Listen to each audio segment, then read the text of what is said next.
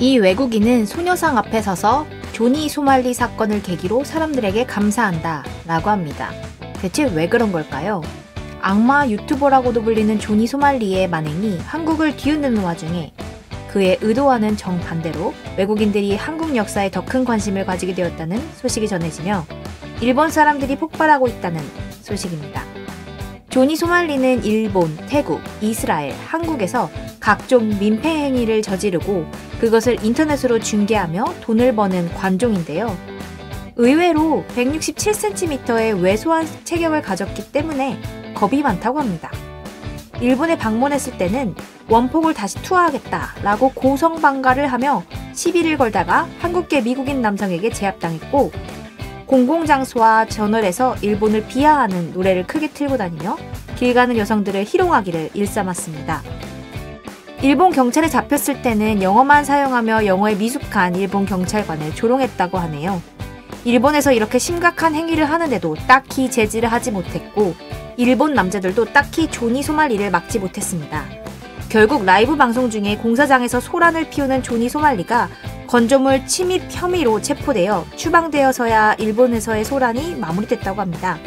체포된 와중에 경찰차에서 웃는 모습은 덤이네요. 이러한 조니 소말리의 행동 때문에 일본 사람들은 큰 굴욕감을 느꼈다고 합니다. 이런 조니 소말리가 2024년 한국에 입국했는데요. 이 한심한 사람은 한국인과 일본인의 성격이 다르다는 걸 잘 모르는 것 같습니다. 다들 아시겠지만 조니 소말리의 행동은 관심을 받으려고 온갖 악행을 저지르는 건데요. 그의 머릿속에서 한국인을 화나게 할 수 있는 최대한의 행동을 연구해서 한국에 입국했다고 합니다.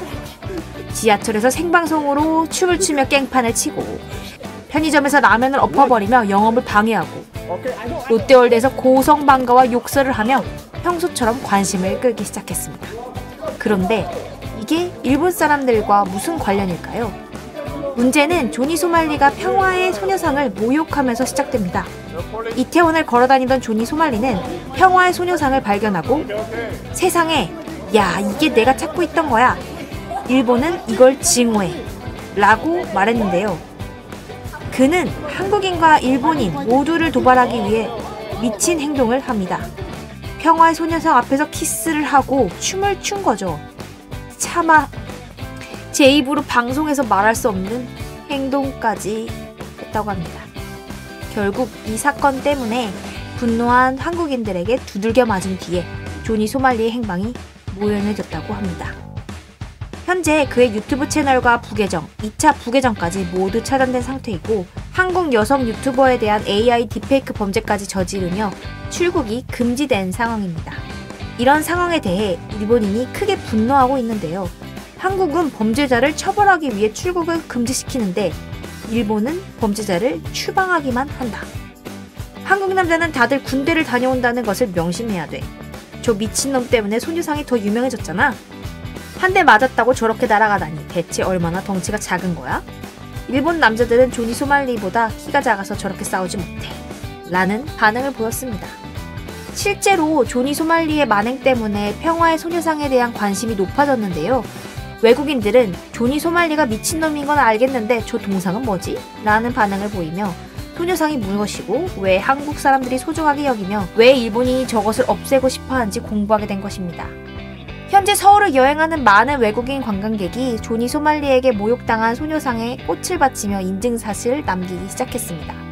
한국은 위안부 문제 해결과 추모를 위해 평화의 소녀상을 설치하고는 하는데 일본 외교부에서는 이것을 매우 불편하게 생각하고 있으며 특히 한국이 아닌 다른 나라에서 소녀상을 세울 때면 정말 지독하게 대응하는데요.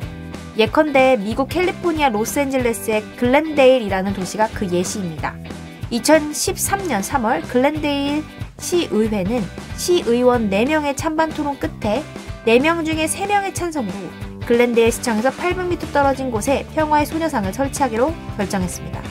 결국 2013년 7월에 설치가 완료된 이 동상에는 1932년과 1945년 사이에 한국과 중국, 대만, 일본, 필리핀, 태국, 베트남, 말레이시아, 동티모르, 인도네시아 등의 고향에서 끌려가 일본 제국주의 군대의 강요로 성노예로 일해야만 했던 20만 명이 넘는 아시아와 네덜란드 여성을 기억하며 라는 문구가 쓰여 있는데요.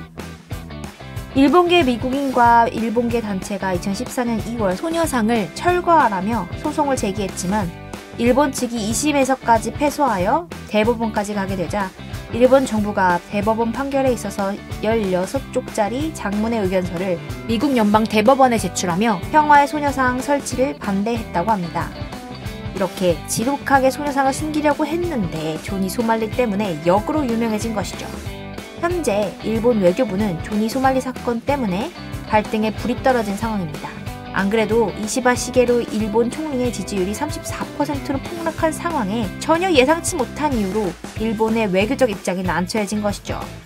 이 와중에 조니 소말리는 일본의 아베 신조 전 총리의 사진을 들고 다니며 아베 신조 내가 너를 위해 한국인을 이겼어 라는 식의 글을 올리고 있습니다. 그런데 당분간은 조니 소말리의 방송을 보기 어려울 것 같아 보입니다. 한국 여성 유튜버에 대한 딥페이크에 대한 의혹 때문에 고소를 당했고 이 사건의 최종 판결이 내려져야만 출국이 가능할 것 같아 보입니다. 더군다나 한국인 유튜버들에게 여러 번 얻어맞은 뒤에 많이 쫄아있는 것 같고 현재 수중에 돈이 다 떨어져서 고시원에서 버티고 있다는 소문까지 있고 있습니다.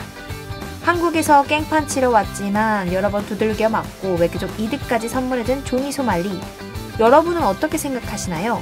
오늘 소식은 여기까지입니다. 마음에 드셨다면 좋아요와 구독을 눌러주세요.